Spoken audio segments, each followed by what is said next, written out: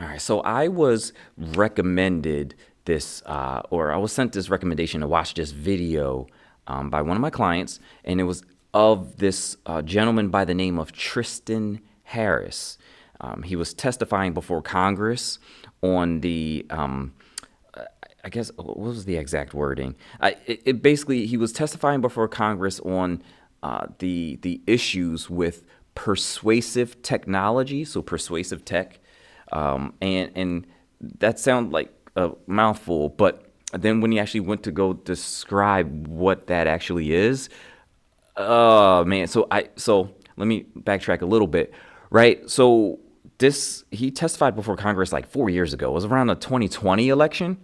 So this happened a while ago, and it's very interesting to see this video still be really, really relevant to the things that are going on right now concerning tech.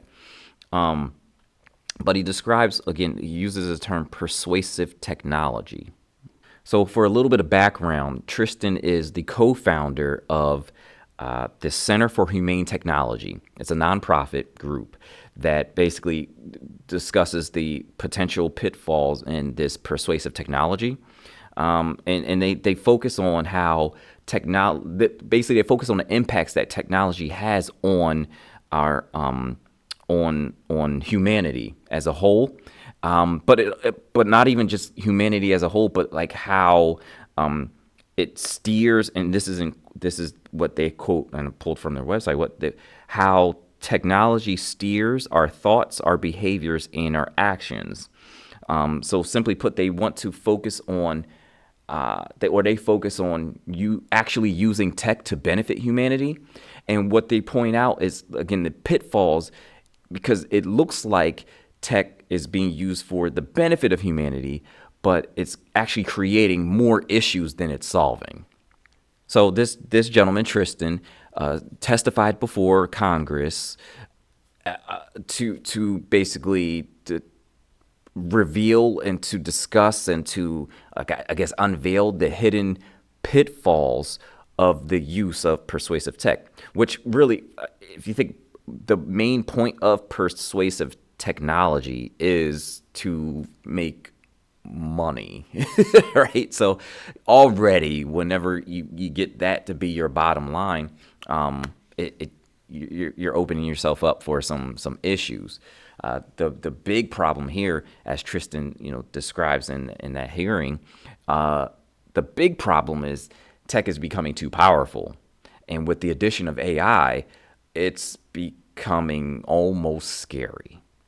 So the understanding that I have of what he describes as persuasive technology is any technology that gets you to think or act differently. And that by itself might not be a bad thing, because there's some technology that gets you to think and act better, or in a positive manner, right? But what we're finding is that most of it doesn't, right? And for very, very specific reasons, right? The moral, like he mentioned in the hearing, that moral outrage is more popular.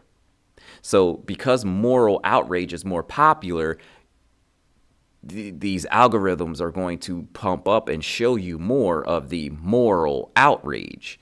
And it's just simple things like that end up causing harm to humanity as opposed to benefiting humanity. And in this hearing, he also goes over how likes and followers and pull to refresh and in this endless scrolling loop or whatever, how that was all started, why it was all started, and how those items created what he called asymmetric power. That's leaning heavily towards the technology, and by default, then the tech companies. So what the persuasive tech does is it basically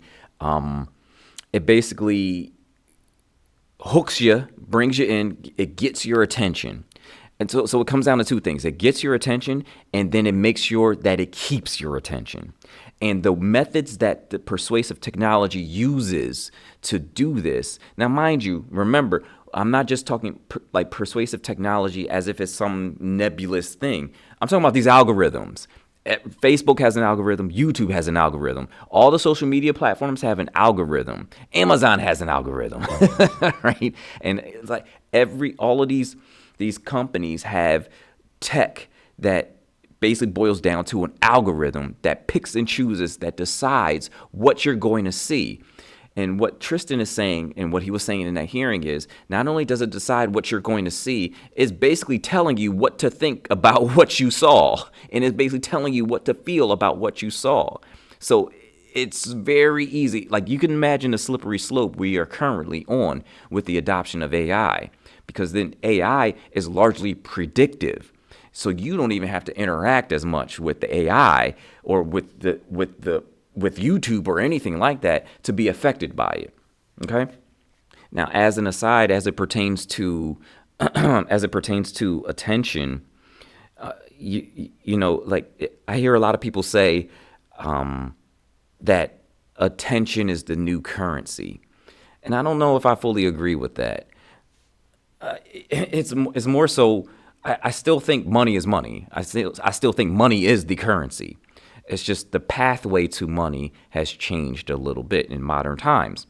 So the dominant pathway to money in modern times is attention, whereas maybe the dominant pathway to money in the past was probably just coming up with a good product or service. I mean, the truth is, nowadays, you don't even have to come up with something good. You just have to have a bunch of followers behind it. Right. So, and I mean, and it happens time and time again. Right. Like, how many times have you gone on Amazon to purchase something that has a lot of reviews, and there are a lot of high 5-star reviews, just to find out that the product is trash, or it wasn't even, you know, I might get myself in trouble by saying anything more, but you get the point there. Right. Like, all you need are some followers or some people to say that, some people behind it, some reviews or whatever, and the general public will automatically assume it's good. That's the social proof. I mean, there are psychological papers written on the idea in and of itself to say that, like, look, you could have two different products, or two of the exact same product, and one product doesn't have any reviews or any followers or anything behind it, and the other product does. Again, they're exactly the same thing, and people actually view the same product as more favorable over the other product that's the exact same thing, just because there's social proof behind it. So it's just like, you could easily manipulate that, scam that, and what's happening apparently is that this algorithm is putting that on steroids, and it's in overdrive. So you're constantly being fed the stuff that it thinks that you want to see, and then you watch it, and then you change to it. So it's just it's a scary process. It's an interesting process, but it is a very scary process because it's manipulation 110% at its finest. Again, we've moved past the idea of human validation, and we are in the world of an algorithm's validation. Because most of the videos and most of everything that you see, anything on the internet, is recommended to you, typically not by other humans. Typically is recommended by an algorithm. I mean, and I kind of get the irony here. I'm posting this on a whole bunch of media sites that depend on algorithms to feed this content to you all. I get it. So there's a little tug of war going with me personally concerning that, right? But also, ultimately, my hope is that I'm putting out decent information, and I'm bringing awareness, and I'm trying to build everybody up. But I also wonder how much of that is actually going to get out. That's So as I watched the video, and I listened to Tristian's testimony, a couple things came to mind. One really sharply came into focus was, who's going to regulate this, right? Like, we know we have a problem here. We recognize that we have, multiple issues across these platforms. Who's going to solve them? right? Because there's already stuff, at least at that time, there were provisions written into law or written into different bills or whatever. And I forgot exactly what the number was called or what it was called, but it was like basically saying that social media platforms and all these various platforms cannot be held responsible for any of the wrongdoings of its users. And part of me kind of feels like maybe that wasn't the best choice, right? But then it's just like, it's also kind of, it's a tough issue because then what happens if you have, okay, person A is always on social media. Person A believes a bunch of lies that are being propagated on social media. Let's just, that sounds kind of familiar. And then person A goes out and tries to do some harm to person B. Who's responsible? Of course, person A is responsible, right? Right? Because, they're responsible for their own actions. But if this technology is as good as we fear it is, then there's a really good chance that the social media, that and additional platforms, that the persuasive technology changed the way that person A actually thought, and changed the way that person A felt, and then changed the way person A acted. So then that means that large in part, the persuasive technology is responsible for the harm that person A caused. It's a slippery slope. So I think my question again comes in. So who's going to regulate that? So we can't necessarily trust humanity to, I'm not going to say humanity, like the general public to do that, because the general public is consistently consuming this stuff. So, and I don't think that works out for the general public to kind of like self-govern as a whole, right? Because there's too many conflicting ideas and there's too many conflicting points of view.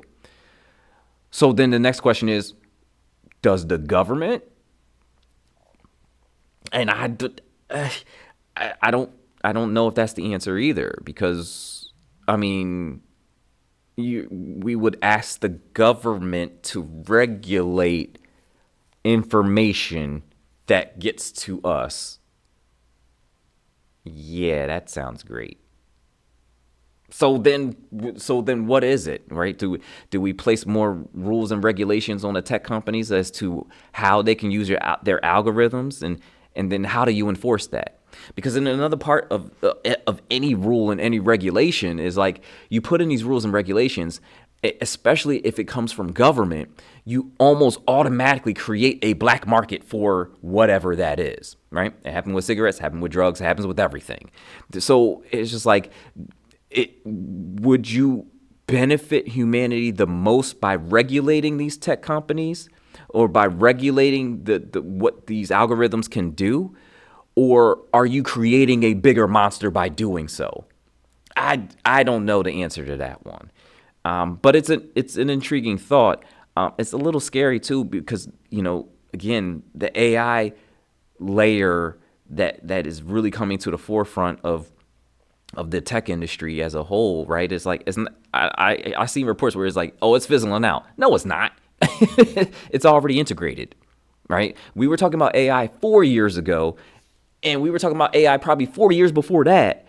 And now it's just like, because we're not talking about it as much, maybe? No, it's already integrated. So we potentially have a lot of issues, because again, that AI layer places a whole, I mean, it's a bunch of steroid shots to persuasive technology as is already, where they can come up with and I think it was aptly named, your voodoo doll, basically, without even really understanding who you are. They can predict your actions with 80% accuracy, apparently, based on a few of the Cambridge studies. And I'm just like,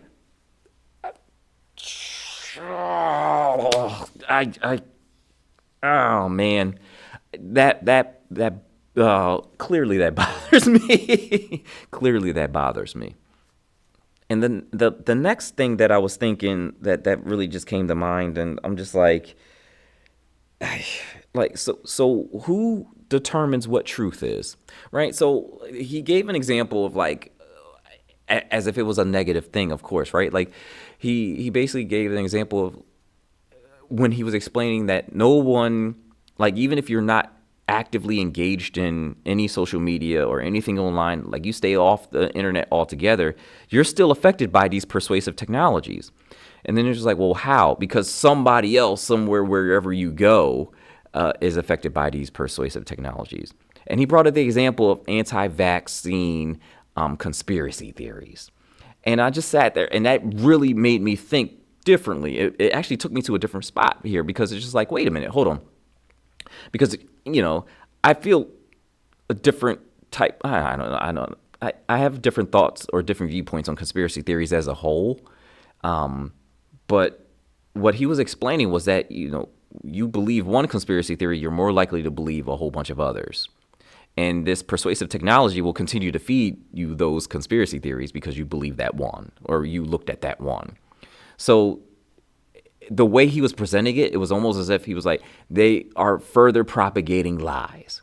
But here's a question. Who becomes the curator of truth? Who determines what is true and what is not? And how do you regulate that? So it's one of those things where another thing I heard from, I was listening to some other podcast, and they posed a certain solution of like, okay, yeah, we believe in freedom of speech. Cool, perfect. But we don't believe in freedom of reach. So freedom of speech doesn't necessarily mean freedom of reach. And I'm just like, okay, cool. How are you regulating that? Again, how do you regulate something like that? When you're saying, when a group, like, is it based on majority or something like that? Like, hey, everybody thinks that this actually happened, so that it must have actually happened. Like, that's a terrible way of going. And yeah, sure, that didn't cause any problems throughout all of history. So it's just like, so how do you regulate the truth? How do you regulate what gets put out there? Like, it's a slippery slope we're on concerning technology. And I think the best thing that any of us can do is, first of all, don't do the endless scrolling thing, right? That's just the worst, right? But I think we need to put technology in its proper place as a people, as humanity, right? There are people chasing followers. There are people chasing likes. There are people chasing that next hit of the video, that next reel, that next post, right? I think as a collective, as humanity, we need to kind of get to a point where we're just like, nah, we're good, right? I don't need to see all this. I don't need to continue to scroll. And I understand what you're trying to do, right? Like, I think at some point it comes down to us again. Now, are we going to make any moves concerning that? I don't know. But I don't necessarily feel great about government regulating what information gets out there, government regulating the truth, or even lies. I don't feel great about government regulating that too much, right? I definitely don't feel great about tech companies regulating that, because at the end of the day, tech companies are only trying to make money. They're trying to make money. Point blank. That's where these algorithms and stuff came from in the first place. How can we maximize the amount of money we make? And our money is based on bringing these people in and getting their attention, so we can bring advertisers on and keep pumping them full of, hey, this. So you can't quite trust them to do the right thing either. Because, plus, if that were the case, we wouldn't be in this situation in the first place. So then it really comes down to us. It comes down to the people. So and I don't have it all figured out. Don't get me wrong. I would love to talk to some of you all about this one, because there has to be some solution somewhere, right? And I don't even have all the information. It's just one of those things that I do see as imperative for us to not annihilate ourselves. I think this is a problem that we need to solve.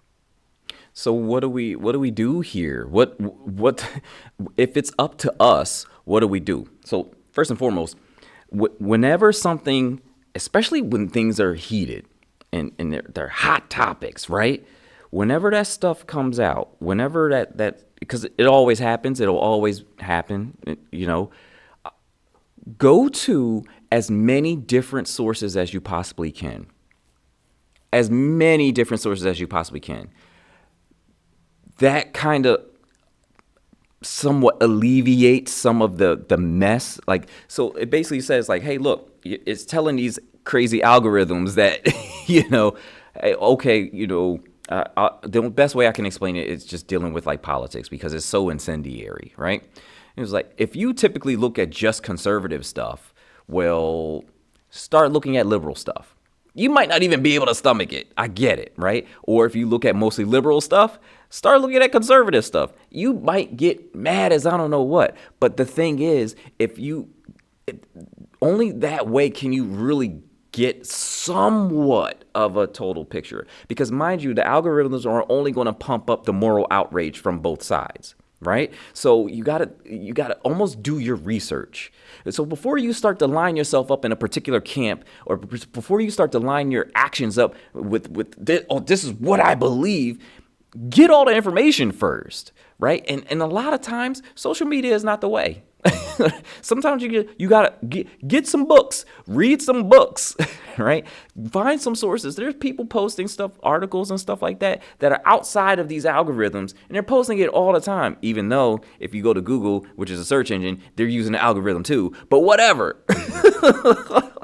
Find, collect, curate as much data as you possibly can before you get dead set on a particular belief. Also, talk to people. One thing that I find that we're completely missing now is just like we'll line up, we'll have social media kind of confirm what we're thinking and what we're feeling. It's like, yeah, that's right. I'm mad at this because this, and this. And that is stuff. The other stuff is not even true. Whatever. But then when it comes down to actually having a conversation with somebody, they are completely stumped. They're stuck. So my suggestion is, look, first, curate a lot more information than what you're getting right now. Find different sources. Read books, right? Do things like that. Number 2, talk to people. Because a lot of times, again, we're only getting the most popular stuff on any social media platform is the stuff that causes the most outrage. It's the shortest stuff because we have the attention span of a rock now, but then it's the shorter stuff that eliminates all nuance. And then you get the stuff that people are just like, oh, I hate all of this people and I hate all of that. And that's the stuff that it gets fed into your feed.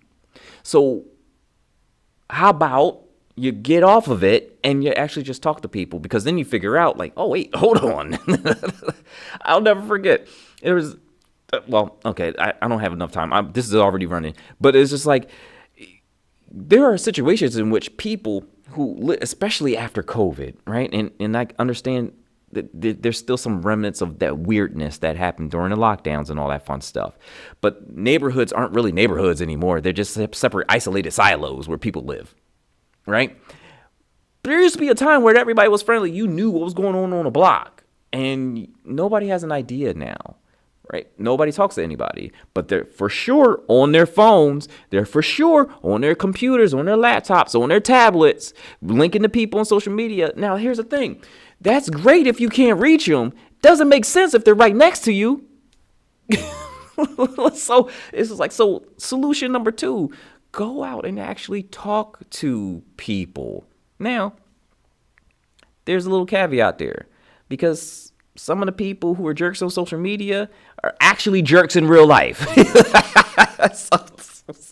so it's you're running a little bit of a risk, but sometimes you just need to listen. Just listen. Well, hear them out. Why do they think this stuff? Why is this person this way? Right? Like that, I think, is part of the solution. I don't think it's the entirety of the solution, but I think if you do those 2 things, you'll be in better shape. You'll be in better standing, and you won't be so whipped back and forth by this bit of outrage or that bit of outrage. You'll be able to see clearly through the mess and actually see what's going on, or what you will have enough information to form an actual belief that's not cultish. So those are my suggestions. Okay, that's what I try to do, and hopefully it would benefit you all as well. Okay. Whew. So if you like this segment, here's another one for you. Click over here. And if you want the entire podcast, go this way. Click on that one right there. And once again, I appreciate you. All right, you take it easy.